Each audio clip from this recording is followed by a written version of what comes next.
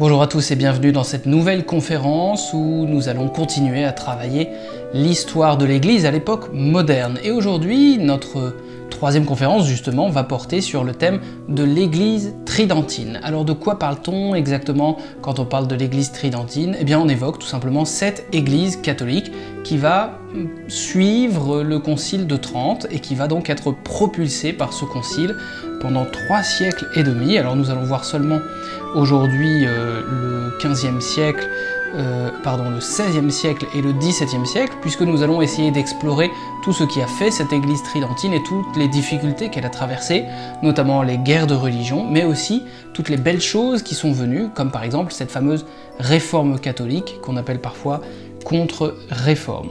Et c'est parti pour notre conférence. On ne peut pas commencer à étudier l'Église tridentine sans s'attarder d'abord sur la question de la réception du Concile de Trente. C'est une question un peu complexe, vous allez vous en rendre compte.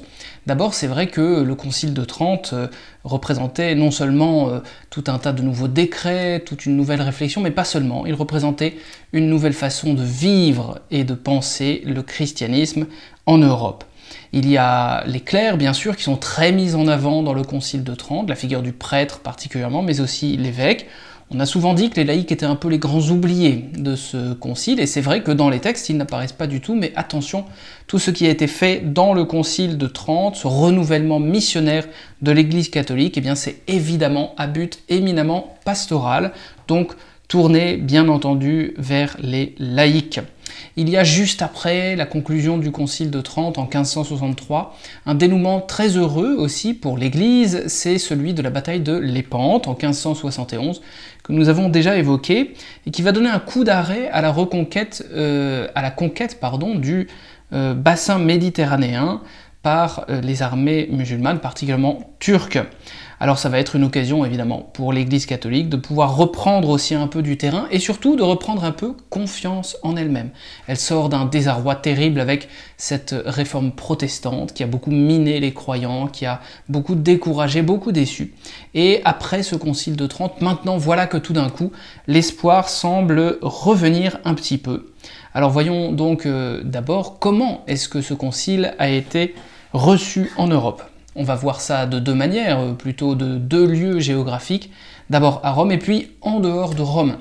À Rome parce que c'est très important. Tout est parti de Rome avec cette volonté un peu retardée, mais finalement arrivée de planter un concile et puis de lui faire porter du fruit.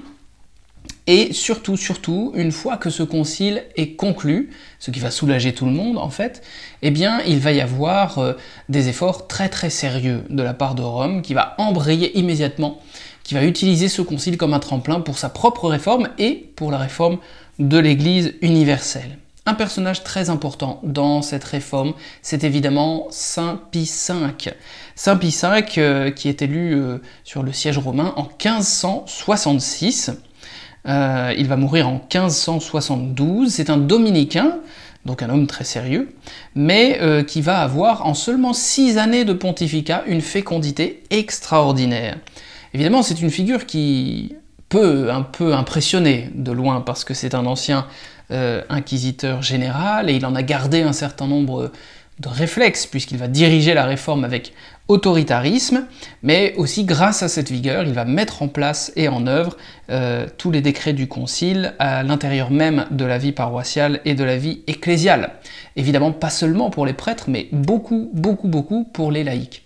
C'est comme ça qu'il va d'abord composer puis publier le catéchisme de l'Église catholique, donc dans l'esprit du concile, sous la direction de Charles Borromée d'ailleurs, qui était neveu du pape précédent, Pie IV, et ce catéchisme, publié donc en 1566, à l'arrivée même de Saint Pie V, va avoir un retentissement exceptionnel et être très important, inspiré directement, sans doute d'ailleurs, de la méthode protestante, avec Luther qui avait, on s'en souvient, publié un grand et un petit catéchisme. Le catéchisme de 1566 va devenir un peu la racine de tous les autres, hein. Il va être repris, réutilisé par tous les diocèses, et il va y avoir quasiment un catéchisme par diocèse, tout au long du XVIe, XVIIe et XVIIIe siècle, à travers lesquels les évêques vont transmettre un peu la foi catholique, face à la diversité de leur communauté, bien sûr, leur spécificité. Donc il y a, grâce à ce catéchisme aussi, un cheminement vers l'unité. Unité dans la diversité, parce qu'évidemment, un diocèse comme Paris ou Luçon n'ont rien à voir avec le diocèse de Rome.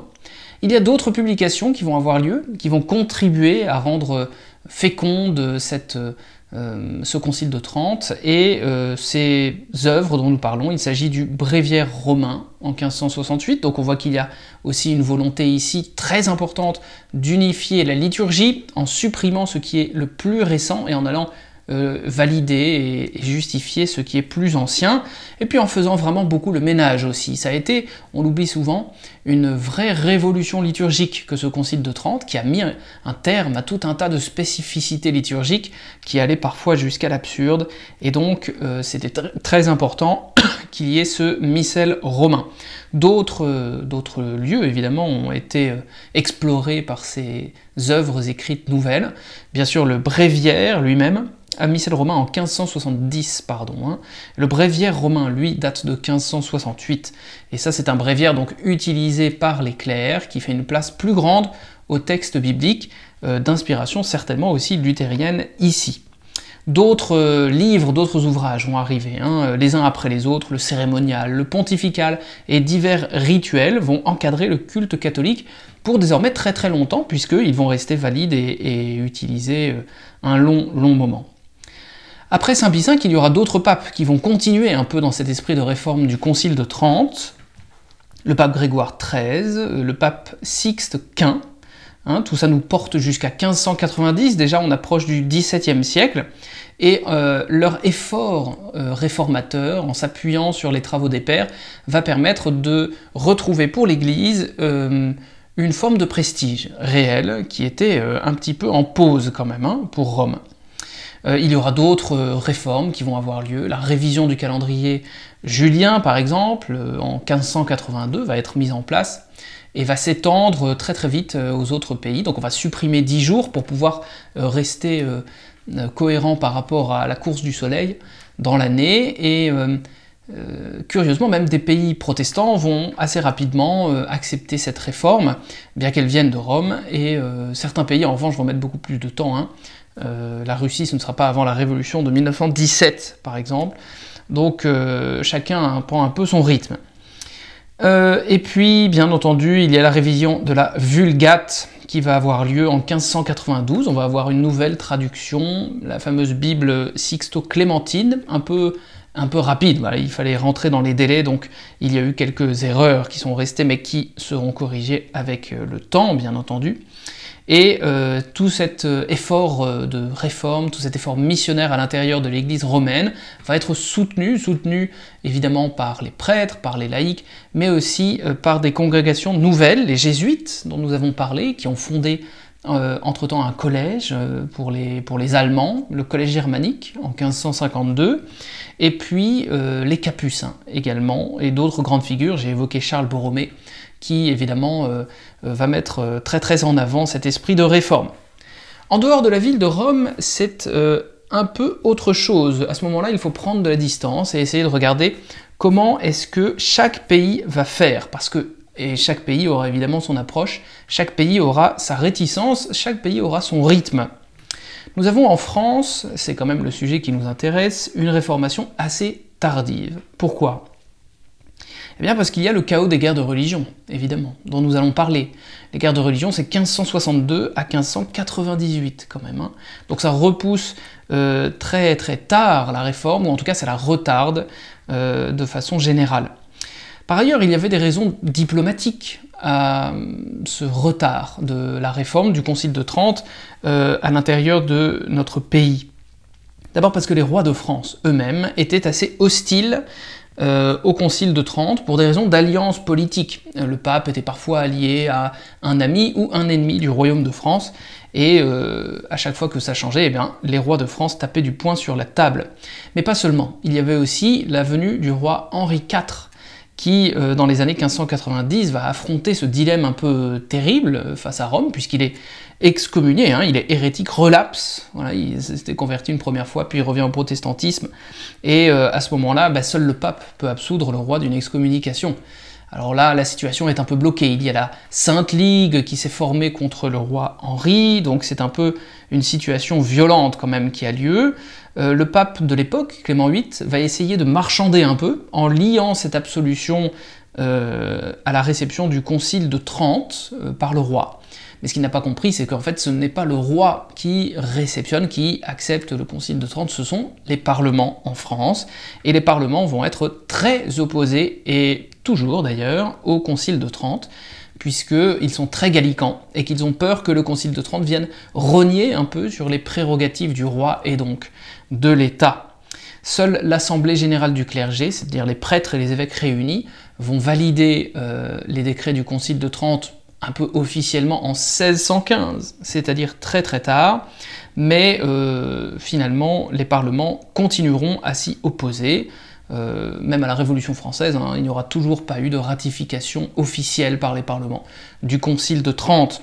Mais bon, on peut quand même dire que beaucoup d'éléments du Concile, y compris dès le XVIe siècle, hein, Catherine de Médicis par exemple avait encouragé la résidence des évêques, beaucoup d'éléments vont être intégrés quand même, dans la liturgie, dans l'ecclésiologie, dans la façon de vivre sa foi bien entendu. Henri IV et Louis XIII vont se navrer un peu que les parlements ne puissent rien faire, mais ça n'a pas d'importance, les habitudes vont continuer à changer, comme j'ai évoqué la résidence des évêques, des curés aussi, mais il y a des séminaires diocésains qui vont être mis en place, etc., même si tout ça va se faire très lentement. Certaines villes, y compris grandes villes, hein, comme la ville de Bordeaux, ne vont avoir leur séminaire diocésain que très tard. Bordeaux, c'est 1682. Donc les choses avancent, mais franchement pas très rapidement. Alors, on pourrait se dire, bah, c'est bien, la réforme est lancée, tout va bien, les choses sont positives, les horizons sont intéressants. Eh bien, en fait, non, pas tellement. En France, particulièrement, les choses vont être, comme je vous l'ai dit, très très vite couvertes. Les conflits vont arriver, et ils ne vont faire que s'intensifier. Alors, tout part, à un moment ou à un autre, quand même, du refus des images de la part des réformateurs. En tout cas, les guerres de religion vont être beaucoup liées à cette problématique. Alors Luther et les anglicans vont reconnaître le rôle pédagogique de l'image, ils ne vont pas être 100% opposés, mais ils sont très vigilants sur l'idolâtrie.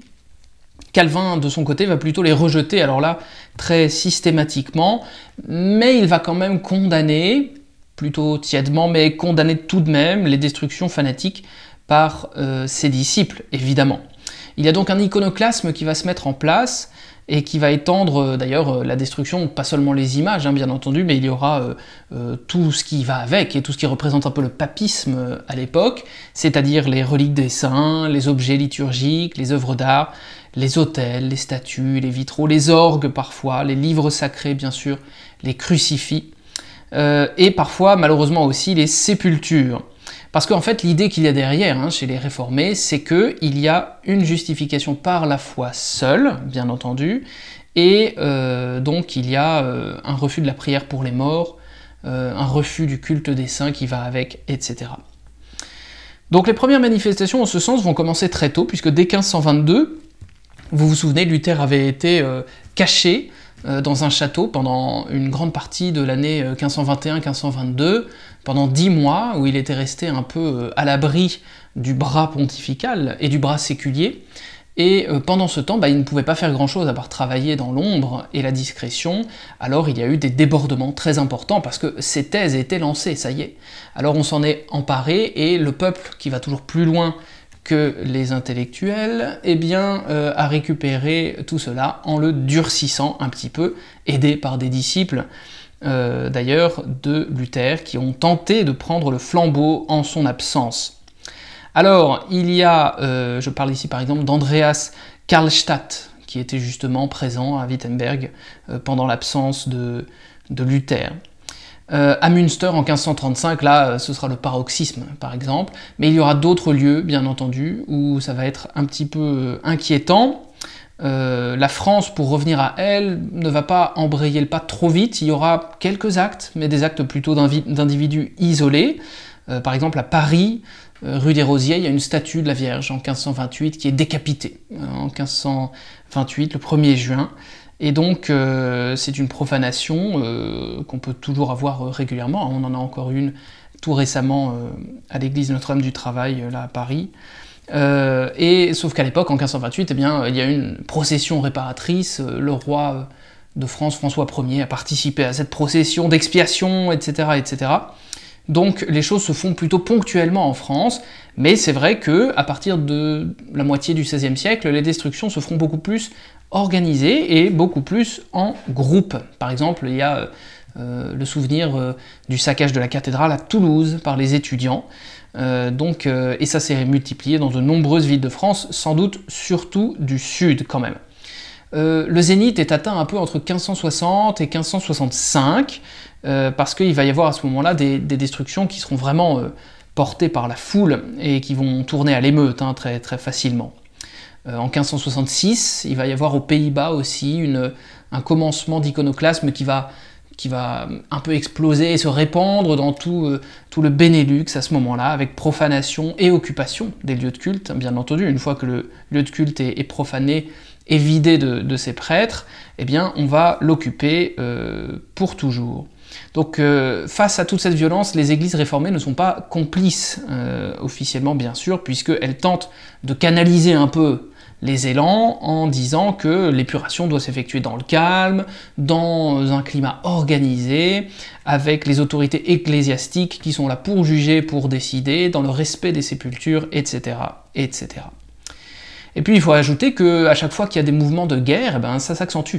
Quand une armée protestante passe quelque part, le sac de Rome ou autre, eh bien, il y a bien entendu une certaine furie destructrice qui va un petit peu mettre le désordre forcément, parce que derrière, c'est l'idée toujours qu'on désacralise, non pas pour le plaisir de la violence, mais parce qu'on veut préserver la transcendance absolue de Dieu. Seul Dieu est Dieu, Dieu est dans le ciel. Donc l'iconoclasme protestant va rejeter un peu Dieu en dehors du monde.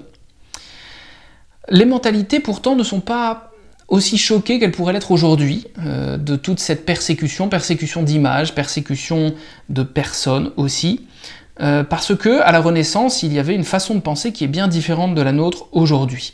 Il paraissait assez légitime à ce moment-là de pouvoir un peu châtier celui avec lequel on n'était pas d'accord, majoritairement bien entendu.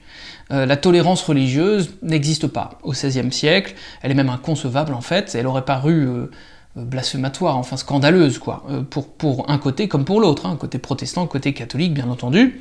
Le concept de tolérance, ça n'arrive qu'à la fin du XVIIe siècle, avant d'être repris plus tard très largement par les Lumières françaises, et même tolérance à cette époque en plus ne veut pas dire la même chose qu'aujourd'hui.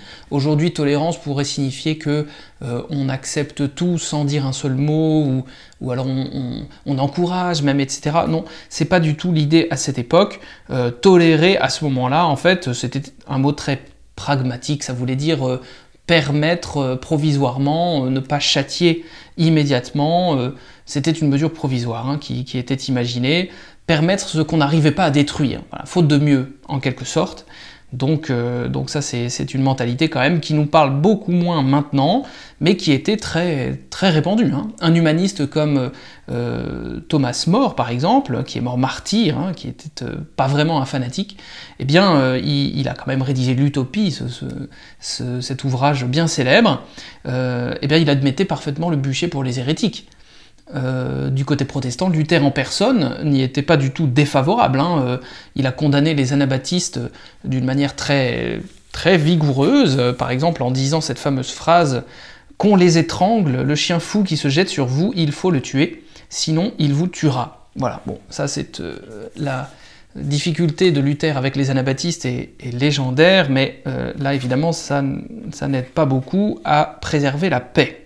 Mais c'est vrai que Calvin, par exemple, n'acceptera qu'une seule exécution d'un hérétique, et donc il y a quand même aussi des efforts qui sont faits de part et d'autre.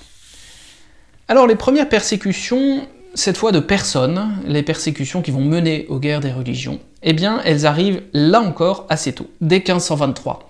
On a dans la ville d'Anvers, par exemple, les premiers martyrs de la Réforme, donc ça ne va pas trop traîner. Les derniers galériens huguenots vont être libérés seulement en 1775, donc quand même tout ça c'est très très tard. Et de leur côté, les catholiques aussi vont souffrir, particulièrement en Angleterre, où j'ai évoqué Thomas More, il y a John Fisher, évidemment tous les autres, mais beaucoup d'autres lieux qu'on pourrait lister longuement, par exemple le pèlerinage de Grasse en 1536, où 79 prêtres vont être pendus, voilà, par le roi d'Angleterre, Henri VIII. Il y aura bien sûr des envois en prison, des envois aux galères, des envois en Guyane, enfin bref, des multiplications de violences assez malheureuses. En France, il y avait une situation un peu hésitante pendant un temps, parce que François Ier était le frère de Marguerite d'Angoulême, et que Marguerite d'Angoulême était assez intéressée quand même, c'est le moins qu'on puisse dire, par l'évangélisme. En revanche, la mère de François Ier, Louise de Savoie, y était très fortement opposée. Donc il va y avoir un peu une forme d'hésitation pendant quelque temps, ou une semi-tolérance, pourrait-on dire, qui est de pure fait en vérité. Henri II va continuer quand même une certaine répression largement initiée par François Ier, à partir de 1547, donc il devient roi de France. Mais la répression, étrangement, la répression de l'hérésie sous contrôle de l'État, parce que c'était l'État en fait qui faisait cela, sûrement encouragé bien sûr par l'esprit religieux du temps, mais quand même, eh bien cette répression est un peu plus maîtrisée que souvent on l'imagine un peu trop vite. On peut même parler d'une certaine forme de modération de l'État. Ce sont les populations qui, elles, sont beaucoup moins mesurées et qui vont aller beaucoup plus loin dans les crimes. On a par exemple en 1562 le massacre à Vassy de 74 protestants. À l'inverse, à Nîmes, en 1567, une centaine de prêtres et de notables catholiques sont massacrés lors de la Saint-Michel. Et puis bien sûr, on n'oublie pas la Saint-Barthélemy en 1572, le 24 août, qui va déclencher une vague de violence totalement explosive et qui, pendant quelques jours, quelques semaines, va être hors de contrôle dans toute la France, avec, d'un côté comme de l'autre, un débordement terrible. Donc si on fait le bilan, il y a entre 1562 et 1598 8 guerres de religion, ce qui fait beaucoup évidemment, et en plus ces guerres de religion sont dans un contexte très compliqué, puisque c'est un contexte dynastiquement sensible. Les Valois arrivent à leur terme, nous sommes sur le point d'avoir un renouvellement dynastique avec l'arrivée des Bourbons, Henri de Navarre, futur Henri IV, mais Henri de Navarre est protestant, et donc il y a beaucoup de stress et d'angoisse à ce moment-là, beaucoup d'ingérence étrangère aussi, parce qu'évidemment toutes les nations regardent ce changement dynastique avec ce roi Henri III qui n'a pas de descendance, ils regardent ça avec beaucoup d'intérêt. Alors finalement Henri III sera assassiné en 1589, et suite à cet assassinat, eh bien il y aura cette très dure arrivée au pouvoir d'Henri IV qui pendant 4 années de combat va gagner sa couronne par le fil de l'épée, mais aussi d'un point de vue religieux, puisqu'il va abjurer en juillet 1593 et être sacré en février 1594 dans la cathédrale de Chartres. Alors il pourra seulement commencer à rentrer dans Paris, mais il ne sera absous par le pape qu'en 1595. Quant à la paix, évidemment, c'est 1598. On a le traité de Vervins qui va mettre fin au conflit avec l'Espagne, mais aussi, point de vue religieux, l'édit de Nantes, dont nous pourrons reparler un petit peu. Alors se prépare désormais un nouveau siècle, le XVIIe siècle, qui est un siècle très important pour la France. Et pourtant ce siècle a commencé dans la douleur et dans la difficulté, puisqu'il y avait encore énormément de tensions, bien sûr, au début de ce siècle. Il y avait d'abord une violence verbale, qu'on minore souvent ou qu'on oublie, une violence verbale qui n'est pas du tout anodine, c'est la violence verbale qui, par les pamphlets, par les libelles qui se multipliaient par centaines, a conduit à l'assassinat d'Henri III, par Jacques Clément du coup, mais aussi par l'assassinat d'Henri IV par Ravaillac en 1610. Donc 1589, 1610, en 20 ans, on a quand même 2 rois de France qui sont assassinés, parce que le climat en fait était très insurrectionnel, et c'est le problème aussi de la guerre civile. Ce climat d'effervescence va malheureusement nuire évidemment à la paix, mais n'empêchera pas quand même de trouver dans le sang et dans le stress des compromis importants. Compromis dans le sens de on ne peut pas faire beaucoup mieux, donc on va s'arrêter là pour l'instant. Et puis on verra plus tard, bien entendu, dans l'attente d'une réunion qu'on espère avec les protestants. Entre catholiques et protestants, le royaume étant bien sûr déchiré, et les protestants à cette époque avaient des velléités politiques, ils souhaitaient vraiment prendre le pouvoir en France, ils avaient des places fortes, ils avaient des ambitions, ils menaient des complots, et donc évidemment c'était un peu difficile, mais ça n'a pas empêché donc ce fameux édit de Nantes dont nous avons parlé. Donc l'édit de Nantes, en avril 1598, d'abord ce n'est pas un édit totalement ultra novateur, parce qu'il y en a eu plusieurs avant, plusieurs qui ont tenté, bien entendu, de faire quelque chose. Mais l'avantage de l'édit de Nantes, c'est que, avec une stabilité retrouvée dans l'État, eh bien, la situation va pouvoir rester en paix relative pendant 87 ans tout de même.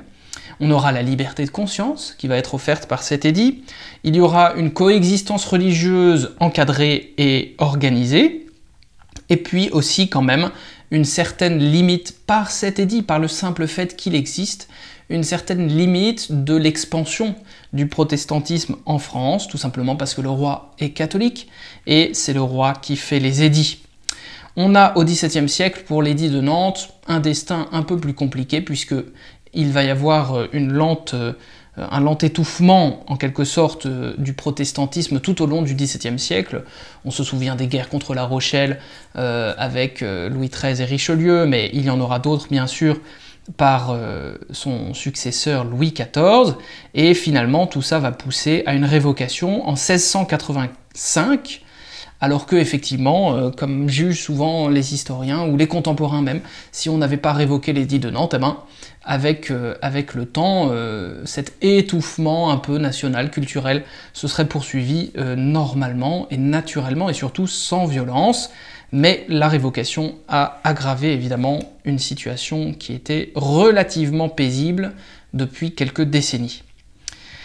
On peut dire cependant qu'il y a une véritable perspective heureuse qui arrive avec le XVIIe siècle, et cette perspective, elle vient, ce n'est pas une surprise, de l'Église catholique bien entendu. Pourquoi ?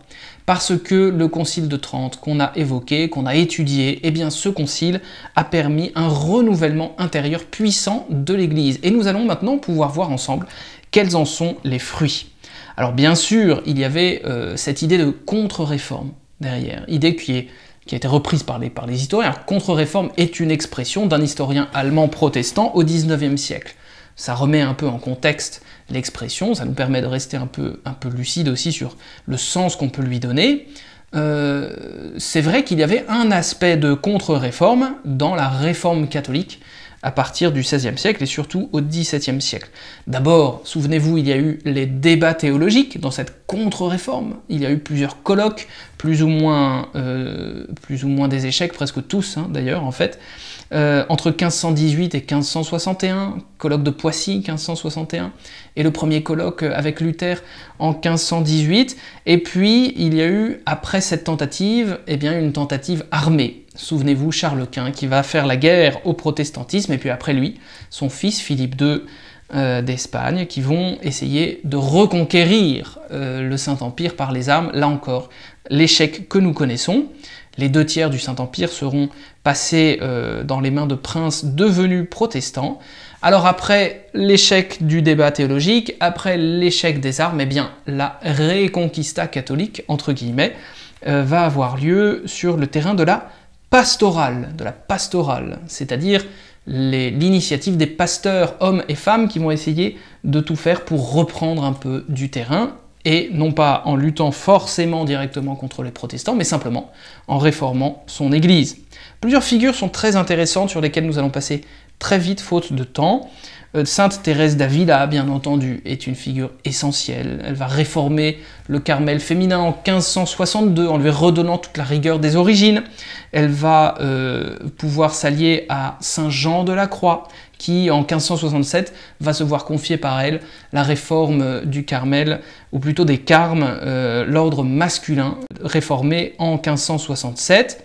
Il y a également Saint Charles Borromée que nous avons évoqué, qui est une figure d'évêque extraordinaire, évidemment à Milan. Et puis, côté Suisse-France, une figure essentielle et incontournable, c'est bien entendu Saint François de Sales, qui est évêque de Genève, mais qui réside à Annecy.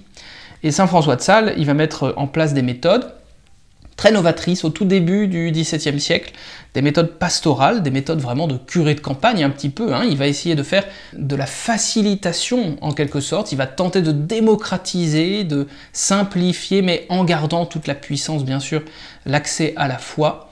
Et ça va être un très très grand succès par ces méthodes qui seront reprises largement. La visite pastorale, encouragée par le Concile de Trente, les prédications systématiques, la catéchèse, la formation du clergé, bien entendu, tout cela, nous le connaissons. Il y a aussi Jeanne de Chantal qui va fonder l'ordre de la Visitation Sainte-Marie en essayant de déployer une spiritualité ouverte à tous. Saint Robert Bellarmin également qui est jésuite, qui est italien, mais qui va être un controversiste puissant, qui va vraiment encourager aussi un nouveau dynamisme. En dehors de l'Italie, il y a d'autres figures essentielles bien sûr. Pierre Canisius, évidemment, est une figure essentielle, puisqu'il va associer la défense doctrinale, l'encadrement pastoral en Allemagne, alors que lui-même était originaire de Hollande, d'ailleurs, Pierre Canisius, avec une direction spirituelle au niveau des princes, bien sûr, mais qui va faire des petits très très vite. En France, nous pouvons parler d'une école qui va se déployer dans toute sa richesse, qui va rayonner sur l'Église au XVIIe, au XVIIIe, au XIXe siècle, et même encore aujourd'hui, c'est l'école française de spiritualité. Alors l'expression date des années 20, mais c'est une expression intéressante qui nous aide à comprendre un petit peu d'où ça vient. Et ça vient surtout d'une personne, d'un saint prêtre, c'est Pierre de Bérulle. Pierre de Bérulle, c'est un homme qui est né en 1575 et qui est mort en 1629. Et l'une de ses originalités, c'est qu'il va introduire le Carmel en France en 1604, avec l'aide de Madame Acquary, la fameuse Madame Acquary, qui est sa cousine d'ailleurs. Et c'est un homme qui est pleinement dans la réforme catholique, pleinement dans l'impulsion du Concile de Trente. Il est très préoccupé par l'idée de sanctifier le clergé, par exemple, de le former aussi. Et il va donc absorber un certain nombre de choses qu'il va recycler et auxquelles il va donner aussi sa personnalité. Le Carmel français, bien entendu, mais aussi l'oratoire, par exemple, qui est une création de Saint Philippe Néri en Italie, mais qu'il va récupérer, Pierre de Bérulle, futur cardinal de Bérulle, pour pouvoir, en 1611, mais avec quelques modifications, quelques francisations, proposer en fait au clergé un modèle important, axé notamment sur la prédication, axé sur la prière et sur l'enseignement. L'idée derrière, c'est qu'on puisse continuer vers un perfectionnement intellectuel des clercs et puis aussi un perfectionnement moral. On cherche à retrouver une certaine dignité. Il y avait les jésuites en Italie qui rayonnaient sur le monde, qui étaient devenus très célèbres et qui faisaient très envie aux Français, qui disaient « mais nous aimerions bien avoir aussi nos jésuites à nous ». Alors c'est ce que Pierre de Bérulle va essayer de mettre en place avec sa propre spiritualité, une spiritualité très christocentrique, très axée sur l'incarnation, sur un certain nombre de thèmes qui vont être très récurrents, et puis la figure du prêtre diocésain, qui ne va pas forcément prononcer des vœux solennels, qui ne sera pas forcément un moine ou un religieux, comme c'était le cas au Moyen-Âge, où c'était eux qui rayonnaient, mais cette fois-ci, on essaie de mettre en avant le prêtre diocésain. Donc on va promouvoir la prière personnelle, on va promouvoir l'adoration eucharistique énormément, on va promouvoir la lecture silencieuse, on va promouvoir un certain nombre de choses, une dévotion par exemple au Sacré-Cœur de Jésus, qui vient de Saint Jean-Eudes, mais qui va vraiment prendre son envol avec Sainte Marguerite-Marie à la Coque, et puis bien sûr le Père Claude de la Colombière. Donc tout le paysage spirituel français commence à se modifier progressivement dans sa théorie, dans sa liturgie, dans sa pratique, mais aussi dans sa charité, puisqu'on a des figures de l'école française comme Saint Vincent de Paul, par exemple, mort en 1660, qui va encourager les actes de charité pour les plus pauvres, en fondant les Filles de la Charité en 1633, par exemple. La formation des prêtres, évidemment, va être très centrale. Vous l'avez compris, je l'ai déjà un peu évoqué. Je vous rappelle que le Concile de Trente avait voulu mettre cette impulsion sur les séminaires diocésains. Il avait demandé à ce que chaque prêtre puisse recevoir une formation. C'était vraiment indispensable désormais, contrairement au passé où c'était tout simplement pas assuré du tout. En France, très vite, on va essayer de récupérer cela. Enfin, très vite, relativement vite, on va essayer de récupérer cela. Il y aura Adrien Bourdoise, qui est un nom un peu inconnu, malheureusement, qui, en 1612, à Paris, a fondé le séminaire Saint-Nicolas. L'un des premiers, où il y aura donc des prêtres d'abord, et puis ensuite des futurs prêtres, des séminaristes, qui vont être formés et puis être encadrés, ce qui est très très essentiel. Saint Vincent de Paul, que nous avons évoqué à l'instant, lui-même a fondé plusieurs séminaires. Il va fonder d'abord les Lazaristes en 1625, et puis deux séminaires des bons enfants en 1635, et puis un autre après. Donc Saint Vincent de Paul est très actif aussi sur le domaine de la formation du clergé. Il sera secondé notamment par le très grand Jean-Jacques Ollier, qui va fonder en 1645 les Sulpiciens, qui vont être ceux qui vont former des séminaristes pendant des générations et des générations. Je rappelle que même les séminaristes de Paris étaient formés par les Sulpiciens, hein, ils étaient au séminaire Saint-Sulpice jusqu'au milieu des années 1980. Donc les Sulpiciens, qui étaient très bien vus, qui étaient considérés comme très experts, qui proposaient une formation d'élite. Beaucoup d'évêques sortaient de la formation des Sulpiciens et évidemment vont rayonner sur toute la France. Bon. Alors il ne faut pas oublier, négliger quand même que ces formations vont commencer très très modestement, très tranquillement. Hein. Ça va prendre du temps à ce qu'on ait des futurs prêtres vraiment bien formés. Saint Vincent de Paul, au début, ne propose qu'une formation qui consiste en une retraite de 11 jours. C'est pas énorme. Aujourd'hui, il faut 7 ans pour être prêtre, 6 ans plus l'année de propédeutique. Donc, sachant que c'était 5 ans seulement jusqu'au milieu du XXe siècle à peu près, donc il y a quand même des évolutions diverses et variées, mais dès le XVIIe siècle et aussi au XVIIIe siècle, on va avoir un lien qui va se faire entre les séminaires et les collèges tenus par des religieux, qui permettront aux futurs prêtres d'avoir une formation tout cumulée de entre 1 et 3 ans, 3-4 ans, ce qui est quand même vraiment bien, parce que tout cela est entrecoupé, bien sûr, de temps de retraite, de temps de vie en communauté, de temps de discipline, etc. etc. L'idée est de renouveler un peu la pédagogie. Des personnalités essentielles comme Saint Jean-Baptiste de La Salle, par exemple, hein, qui va fonder les frères des écoles chrétiennes, donc les petites écoles, hein, vers 1682, qu'on appellera plus tard les frères ignorantins, sans doute parce qu'ils accueillaient des ignorants. Et parmi eux, beaucoup d'enfants, évidemment, veulent renouveler la pédagogie. Donc il ne s'agit pas seulement de proposer des lieux matériels, mais de repenser. Et donc, en ce sens, l'Église catholique et ses ministres ont été très très novateurs et très en avance sur leur temps. La leçon ne va pas être donnée individuellement, par exemple, mais dans une classe. Voilà, ça date des frères des écoles chrétiennes au XVIIe siècle.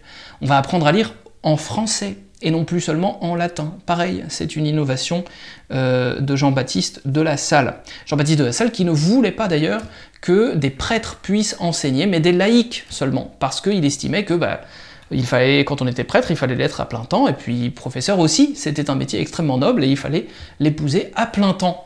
Et donc c'était des laïcs, pendant très longtemps, lui-même représentant la seule exception. Donc les futurs prêtres, finalement, vont devenir de plus en plus savants, de plus en plus dignes aussi, moralement, parce que les séminaires vont se multiplier en France. On en a 10 à la fin du règne de Louis XIII, mais on en a 99 quand même en 1680, presque un par diocèse. Donc évidemment, c'est quelque chose de très très nouveau, mais très important. À la toute fin du XVIIe siècle, l'archevêque de Paris, en 1696, va imposer désormais le séminaire pour pouvoir devenir prêtre, pour prétendre au sacerdoce, alors que jusque-là, c'était évidemment l'usage, mais pas obligatoire à strictement parler, bien entendu.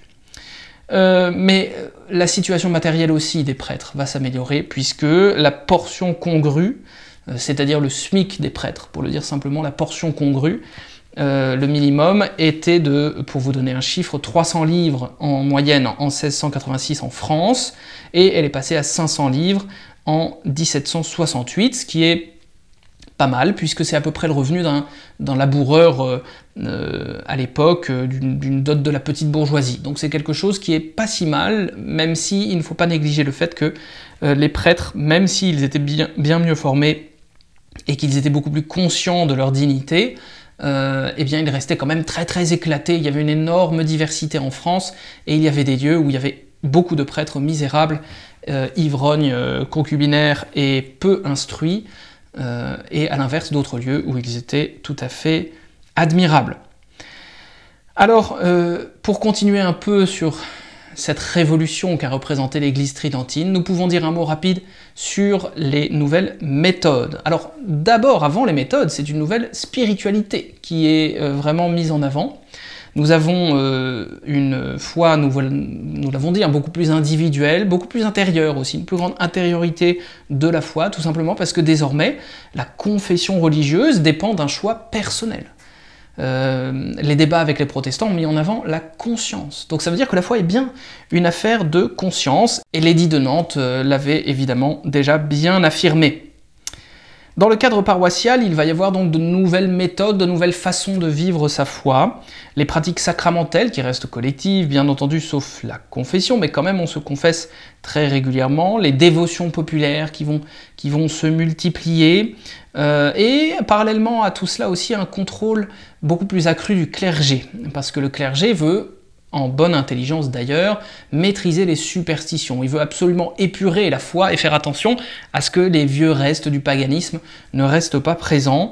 Donc on va beaucoup éduquer le peuple, mais on va aussi beaucoup le contrôler dans les paroisses, particulièrement sur la question du 6e commandement, et puis on va attaquer aussi toute la mondanité. Il y a comme une incompatibilité entre le monde et la vie spirituelle, qui fait partie, y compris de l'école française de spiritualité. Et donc on va un peu avoir cette multiplication de piétés personnelles qui vont conduire à une coexistence entre piété collective, qui reste majoritairement collective, et piété privée, piété individuelle. L'intériorisation de la foi est vraiment en marche, et donc les pratiques privées, donc les pèlerinages personnels, les oraisons, les livres de dévotion aussi qui se multiplient vraiment à l'outrance. À outrance, eh bien, on a ici quelque chose de très nouveau, en fait, puisque les fidèles accèdent beaucoup plus facilement désormais à la lecture et à la lecture solitaire.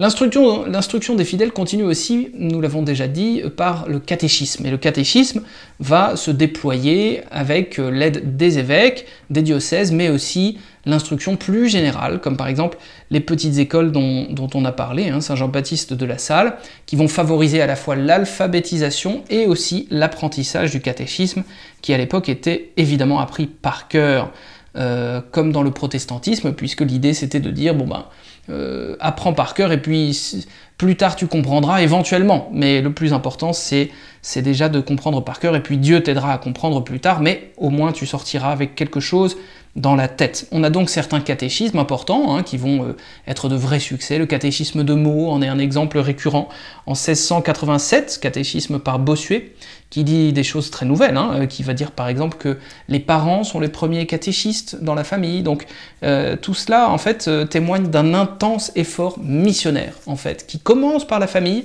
et puis qui se répand partout en France, dans les paroisses, dans les régions, comme on va le voir par exemple avec Saint Louis-Marie Grignon de Montfort, qui va évangéliser la Vendée, et puis qui sera assisté par d'autres personnalités importantes, le jésuite Julien Maunoir, qui va évangéliser la Bretagne, presque 400 missions en Bretagne vont être faites, Saint Jean-Eudes aussi, qui va de son côté évangéliser la Normandie, 90 missions en Normandie, donc une mission, c'est-à-dire qu'on est arrivé dans un lieu, et puis on s'y installait pour quelques semaines, souvent 4 à 6 semaines quand même, plus parfois, et puis là on alternait entre prédication, enseignement, mais de façon très originale. On pouvait le faire de façon un peu sobre avec une table comme moi maintenant, mais aussi avec des mimes, avec des jeux, avec toute la population était concernée, et puis tout cela devait se terminer bien sûr par une confession générale qu'on encourageait de toutes ses forces.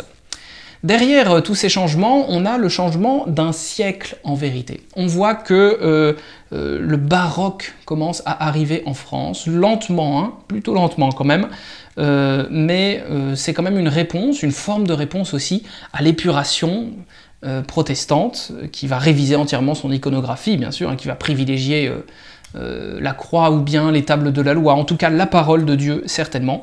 Face à cela, il y aura donc cette réaction catholique qui, au lieu de s'adapter un petit peu en allant dans le sens, va plutôt se déployer encore plus. Alors l'art baroque, c'est un art très romain.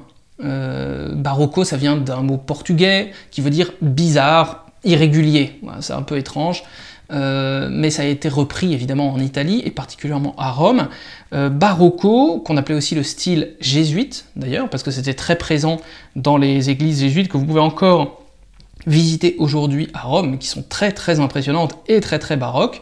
Eh bien ce baroque va se déployer dans le monde latin, mais va être reçu plutôt lentement. En France, je l'ai dit, parce que le gallicanisme toujours va rejeter avec méfiance tout ce qui vient de la ville de Rome. Et puis les jésuites, bon, on ne sait pas trop ce que c'est non plus, et pourtant l'histoire de France est très liée aux jésuites, mais peu importe, il y a quand même quelque chose qui est limité en France, hein, cette splendeur des offices, des bâtiments, ces riches bibliothèques, ce théâtre, enfin c'est quelque chose qui va venir bien sûr, mais qui va venir plutôt tardivement, c'est-à-dire venir avec plutôt Louis XIV par exemple, cohabitant avec un classicisme français qui lui aussi a ses lettres de noblesse et qui va aussi s'imposer. La grande colonnade du Louvre, eh bien c'est une colonnade de Perrault donc, qui est très importante, qui date du XVIIe siècle, de Louis XIV, mais c'est une colonnade qui a été préférée à l'œuvre du Bernin par exemple, qui avait sans doute proposé quelque chose d'un peu plus baroque. Dans le reste de la vie, évidemment, il y a aussi ce baroque hein, qui s'installe au XVIIe siècle, pas seulement les bâtiments, la culture, la musique, les jeux, mais aussi dans la pensée et dans la littérature. Il y a, côté catholique, une volonté d'insister sur la liberté de l'homme, sur la responsabilité, sur l'esprit d'initiative et sur sa dignité. Curieusement, alors qu'évidemment, face à cet optimisme catholique, on a plutôt, sans vouloir trop caricaturer évidemment, un protestantisme un peu plus sobre. Évidemment, tout cela ne peut pas durer. Nous avons un déploiement extraordinaire et on se dit mais ça y est, l'Église est repartie sur de bonnes bases. Eh bien non, il y a autre chose qui vient, bien entendu, ce qui vient c'est le jansénisme, parce que la question que je viens d'évoquer, hein, la liberté de l'homme, dans quelle mesure est-il vraiment libre, tout cela va encourager des débats qui, petit à petit, vont déployer ce nouveau débat dans le débat, qui deviendra le jansénisme, et que nous verrons dans une dernière conférence pour l'étude de l'histoire de l'Église à l'époque moderne. Je vous remercie beaucoup de nous avoir encore écoutés aujourd'hui, c'était un peu moins long que d'habitude, donc je vous souhaite une bonne journée, une bonne soirée, et je vous dis à très bientôt pour notre dernière conférence sur les conciles et sur l'histoire de l'Église à l'époque moderne.